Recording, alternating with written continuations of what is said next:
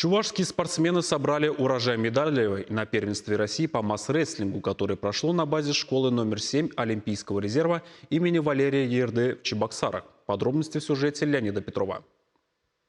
В течение 2 соревновательных дней шла упорная борьба за титул победителя в 3 возрастных категориях. Большинство спортсменов приехали из регионов Поволжья, а также из Якутии, Свердловской области. Свои силы решили попробовать и представители Сахалина. Несмотря на большую конкуренцию, участники, защищавшие честь нашей республики, сумели завоевать 35 медалей. 75 спортсменов приняло участие в данном первенстве от Чувашии.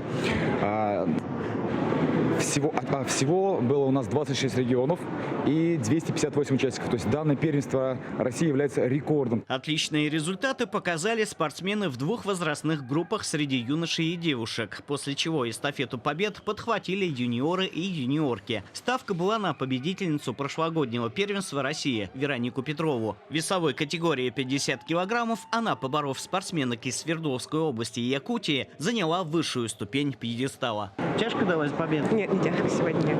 Нормально? Да. То есть подготовка имеет место быть? Да, конечно.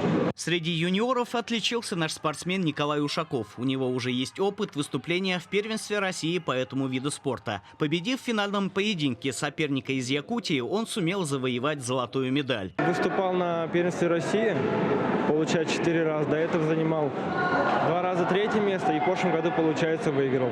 И в этом году также занял 1-е место.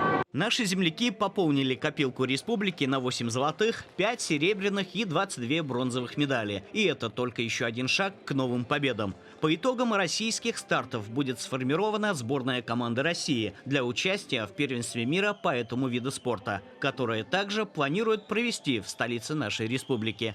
Леонид Петров, Вести, Чувашия.